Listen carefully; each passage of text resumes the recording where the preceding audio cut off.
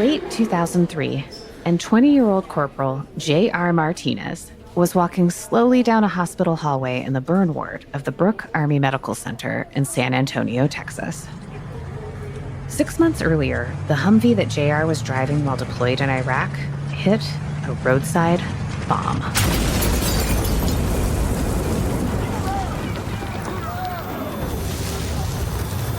J.R. was trapped in flames inside the Humvee for 5 minutes. When he was finally rescued, he was immediately induced into a coma for treatment and flown to Brooke Medical. 34% of his skin had been burned. 6 months later, his physical recovery was progressing well, but his emotional and mental recovery, he was still missing something.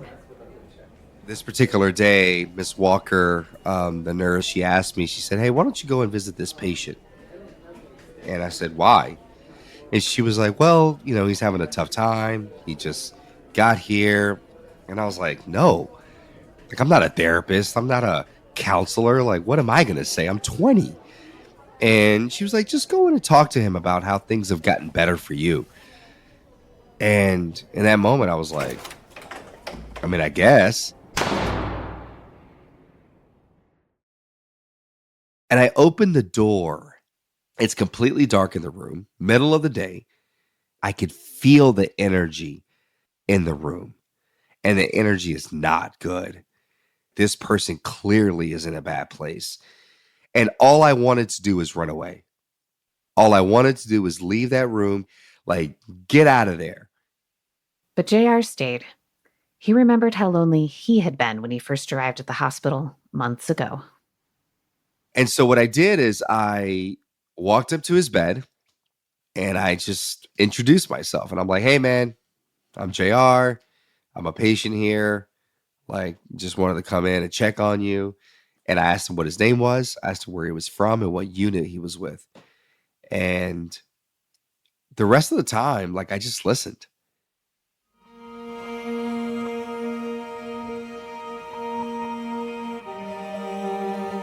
JR had always been known as the funny guy and would usually be the loudest person in the room.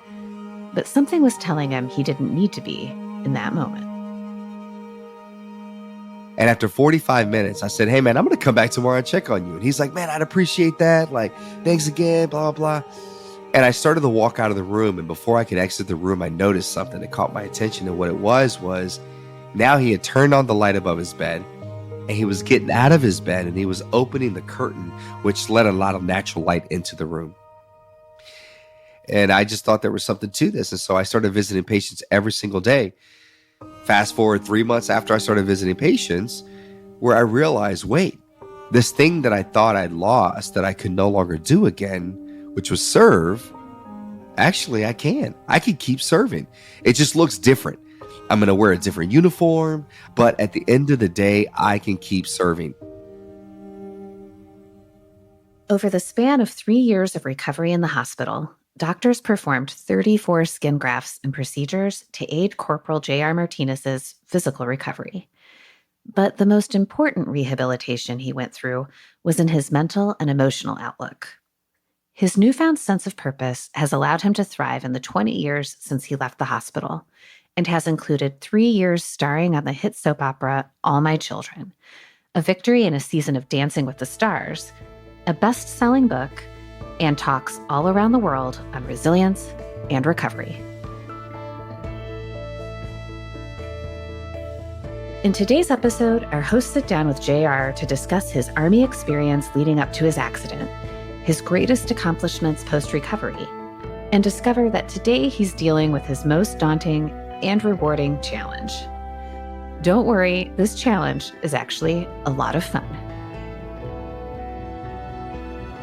I'm Carrie Varohaikis, and this is Army Matters.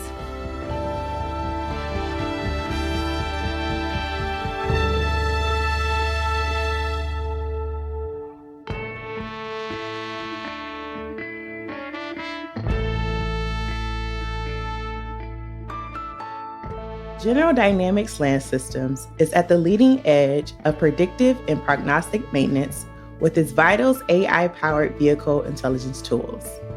Vitals software increases operational readiness rates through forward-looking, decision-actionable logistics data. Vitals is compatible with all Army vehicles and is ready for demos today.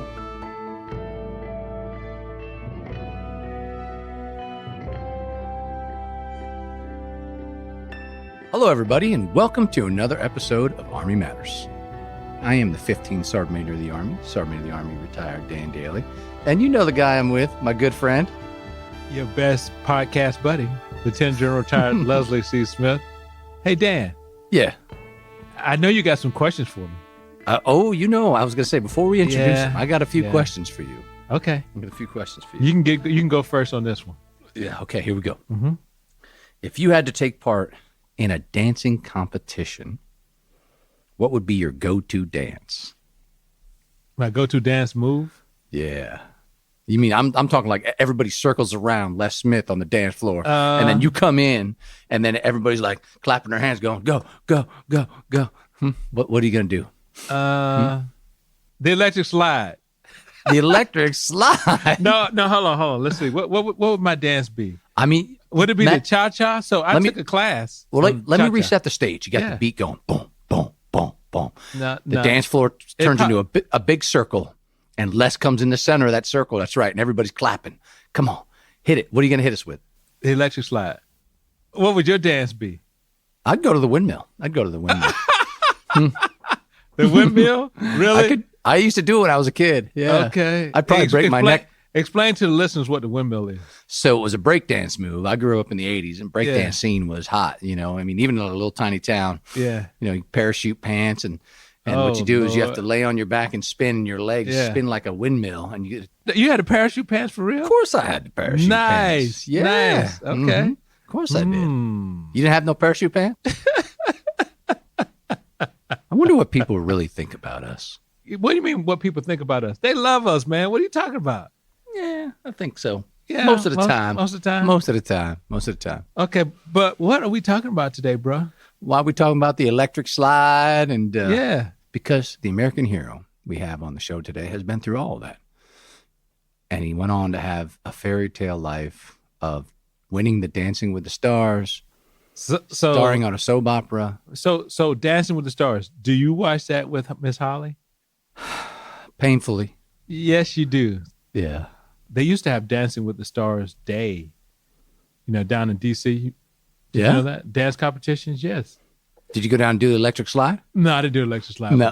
They were out there teaching dancing at the Jefferson Memorial. You know what I'm talking about, in D.C. right there? Yeah. Right in front of it, on the Jefferson Memorial. So what do you think? Now, unfortunately, you weren't here to help share the story. Where was I? You were on another cruise. I think the fifth one this year. No, really. Tell the people the truth. The second, first cruise this year. First. Oh, wait, I thought I was not on a cruise earlier. No. All right. No, I didn't go fishing. This was my vacation to go on a cruise. While you were sailing the seven seas, I was back here working hard. I know. That's right. Why don't we bring our guest on the show? Hey, Dan. Yeah. Let's listen to your interview with Corporal Martinez. Let's do it.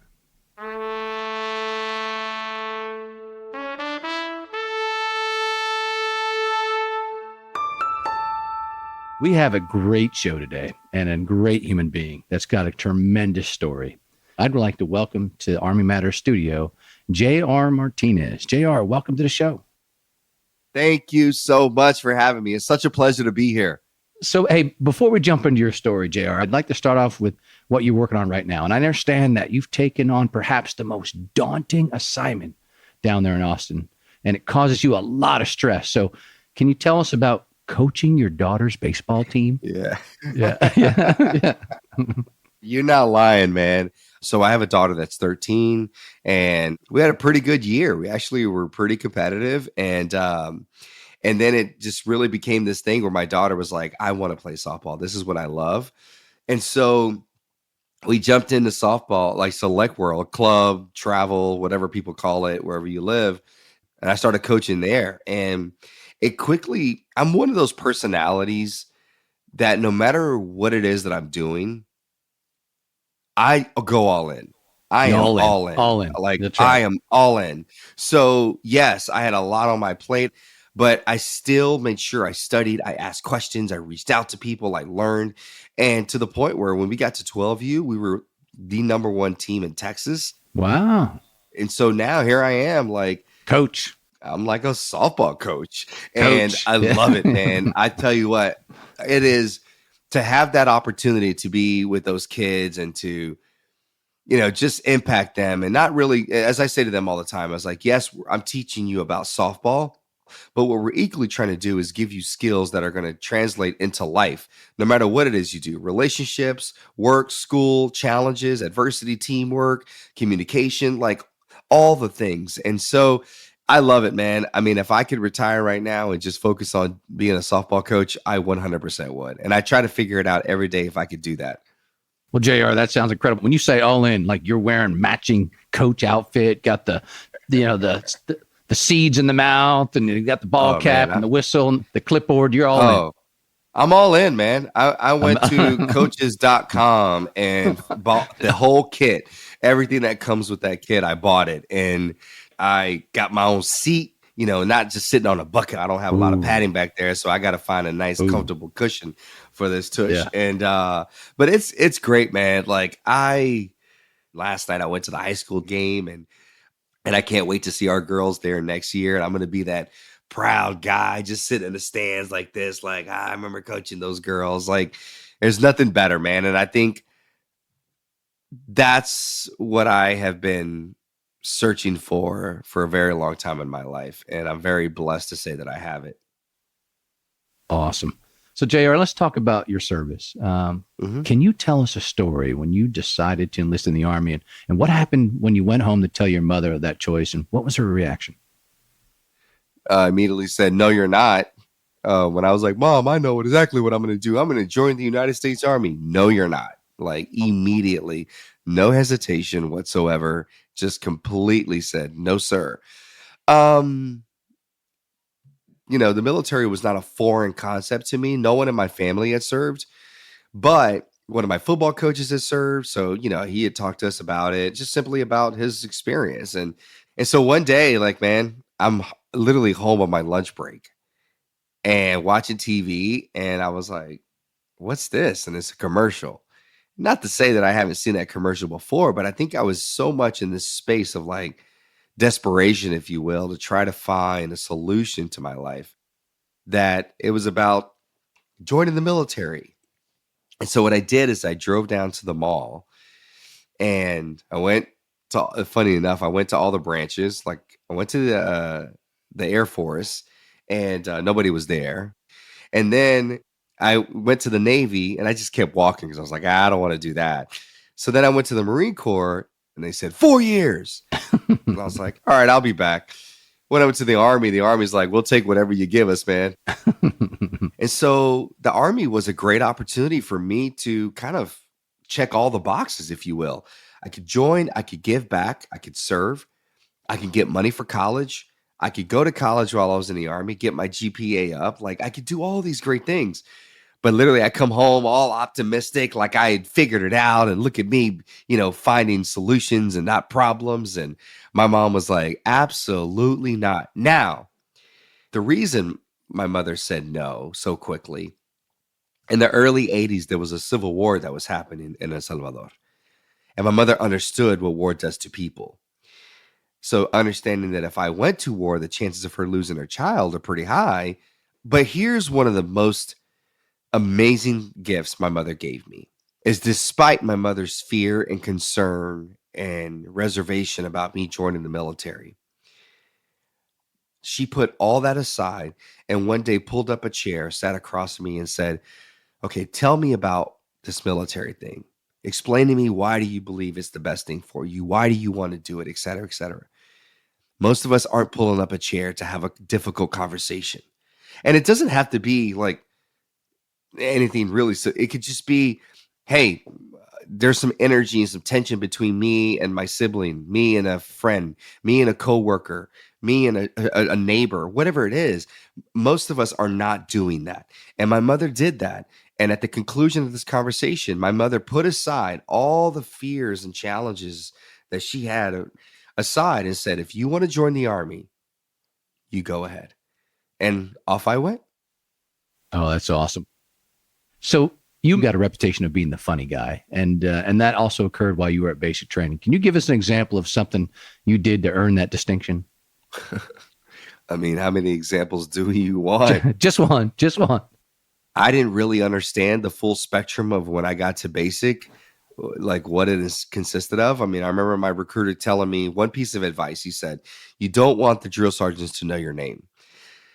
And I was like, that's the kind of opposite of what I've been told. You always want to leave an impression, that kind of vibe. And he's like, nah, you don't want that.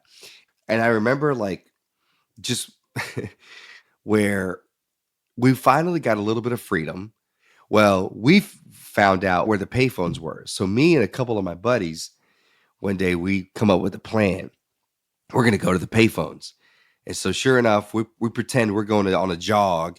And instead we cut off into this, into the right next to the laundromat of this other unit. And the payphones are there.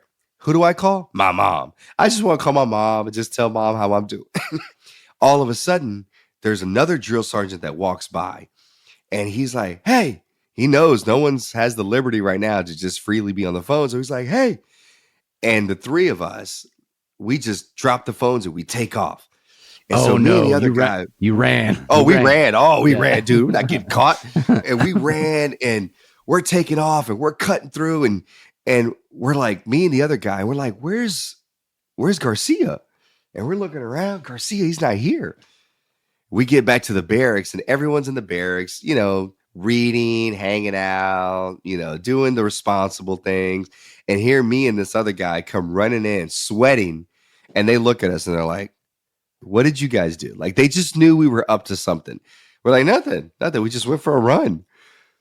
About 5 minutes later, we hear someone getting chewed out. And we look out the window. And there's guy. Garcia standing at attention. Who else were you with? Where are they? Where are their names? And he didn't offer anything up. I always jokingly tell people that if I wouldn't have got injured, I probably would have got kicked out at some point, just because they're like, this dude's a clown. And it carried, honestly, we had a drill sergeant who was very intense. And, he talked about like, hey, I've been to war. Like, you guys are going to war. You guys got to understand a little isolated to a degree. 3.5 months that I you think have part trained, of that was because I was 19 years old. I was the new kid. I was a young kid. It didn't process in my brain because I was 19. Long story short, I just felt so isolated. Like and I felt like and it wasn't until I honestly what I was got doing to here country didn't really matter. When it really clicked. And it was like, oh, I felt like no one really this cared. Is real. And I just felt like I was just kind of like a vessel. During the early days of your first deployment, I was just kind of like, all right, just like you said, you didn't really understand the benefit of service wait for the next until you order. heard a speech by and someone I remember that there was a guy in my unit. So tell us the story behind that. That he took off his shirt one day and on his chest over his heart he had a tattoo of the unit crest, the unit logo. And I asked him, I said, why do you have that tattooed on your body? Genuinely curious. And he said, I have it tattooed on my body because I love this. This is a brotherhood. And without hesitation, I responded with, no, it's not. Nobody cares. And it wasn't because I was trying to be difficult, right? I wasn't trying to be combative. I wasn't trying to be disruptive. That was not the intention. It was truly an organic feeling that I had felt up to that point that, I don't know, a couple of days later, we get this big briefing from one of the leadership. And this individual comes and stands on this podium and he's talking to us. And I always use the reference like he looked like a G.I. Joe. I mean, this guy was fit. His uniform was pressed. It looked like he just came right out of the box. And he made eye contact with every person. And ultimately, he started talking about service. He started talking about the role that everybody plays. He started talking about all these really important things and how we all mattered in this fight, whatever the fight was, whether it was for the day, whether it was for the month, whether it was for the entire deployment, which we still didn't know how long it was truly going to be. And I remember leaving that briefing and going on a mission. And when I went on that mission, I remember when we got to our point and I stopped and I reflected on that conversation. Then I started to really reflect on, wait, okay, so I'm part of this team that helped get these people from there to here. Okay, that's the service part. That's also the part that everybody's job matters. Now it was like, no, I matter. And I love this now. And that's when I started plotting that I was like, you know what? When I get done with this deployment, I'm going to go back to the States and I'm going to try to become a ranger. One day I'm going to try to become special forces, Pathfinder. I'm going to try to do all these exceptional things because now I've bought into this idea of service. And the great thing is, hear me tell you this. After I was hurt, the commander that spoke up there and talked about service and talked about how everybody mattered and this and that, I have a great relationship with him. And after I was hurt, he would invite me to come and speak at the bases that he was, commanding. And he showed up. I got an award in L.A. And I walk on the stage, and guess who's presenting it to me? It's the colonel. So JR, let's talk about that fateful day, April 5th, 2003, when your vehicle drove over a roadside bomb. Can you share that moment with us? Well, it was a kind of a typical day, if you will, right? We wake up that day, we have to escort a convoy from one place to the next, and we get there and we think our mission is done for the day, and they tell us, no, we have to actually go secure this other area. So hold tight till we figure out a new route. Finally, a couple hours later, they're like, hey, this is the route we're going to take. So Martinez, your turn to drive. No problem. Sorry. I'm jumping the driver's seat. And so there's four of us in the Humvee, and, we're just driving along, and I'm just kind of driving on the route. And all of a sudden, boom. What happened was the front left tire of the Humvee that I was driving ran over a roadside bomb. And the other three guys were thrown out of the vehicle. Oh, man.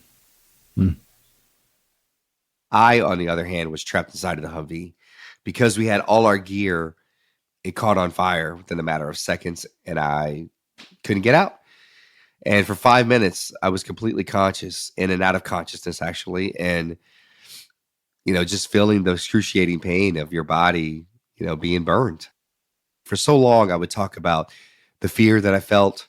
I started to really have those thoughts that my life is going to end this way, in this place, at this age. But over the years, and doing a lot of work with a professional, a therapist, and a lot of that work is with myself, and a lot of that work is with my peers, guys that I've met who were also injured. What I started to extract from the 5th of April of 2003 was not so much the fear anymore. What I started to focus on was there were these moments where my eyes would get really heavy, and I would be on the verge of closing my eyes, and I would all of a sudden get so weak that my eyes would close. But there was something really fascinating that I would experience when my eyes were closed. All of a sudden, I didn't hear the chaos around my Humvee. I didn't feel the pain. I didn't have the thoughts of all the fear and all the things. The only two things that I could really remember and connect with was, one, my breath. I can actually feel myself and hear myself breathing. The next thing was my thoughts were more so about, JR, just open your eyes. Open your eyes. Someone's going to come and pull you out. Just open your eyes. And so I would trick my mind, and I would open my eyes, and I would continue to scream and yell until the next moment when my body got weak, and then I would close my eyes. And that was the repeated cadence for the 5 minutes until I was pulled out. The reason why that's relevant is here I am now. It's 2025. I'm 22 and a half years removed from that day. But I still practice that. When life gets overwhelming, because hopefully I'm not going to find myself in a burning Humvee again. That would just be really bad luck. But there's times in life, very bad. But there's, life sometimes feels like you're in a burning Humvee, right? It's especially like all the things going on in our world that can feel like I'm just burning and I'm suffocating and I can't survive. And when I have those moments, because I do, I close my eyes and I just connect with my breath. And I connect with my thoughts. And it doesn't have to be 5 minutes. It doesn't have to be 30 minutes. Sometimes I only have enough time to do it for 1 minute in my car before my kid gets out of school, or after I drop my kids off, or I'm in my office before a call, or whatever. But I do that all the time. And so that's what I like to focus on from the 5th of April of 2003. But in that moment, I was just surviving. And 5 minutes later, I was pulled out of the Humvee, started the medevac process, put into a medical-induced coma, woke up 3 weeks later in San Antonio, Texas, at the burn center here.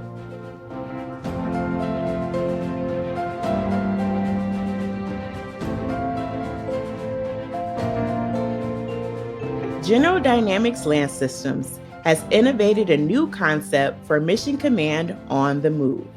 Centered around the Stryker A1 M-Cotton vehicle, GDLS's concept revolutionizes Army command posts, which are too easily detected and targeted. Stryker A1 M-Cotton is designed for the commanders to direct a battle while maneuvering. See it this month at AUSA.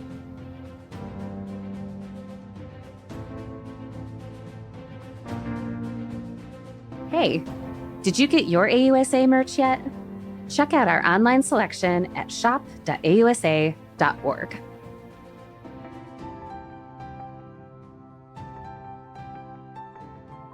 Welcome back to Army Matters. Now, JR, we spent the last few minutes talking about your accident and your recovery.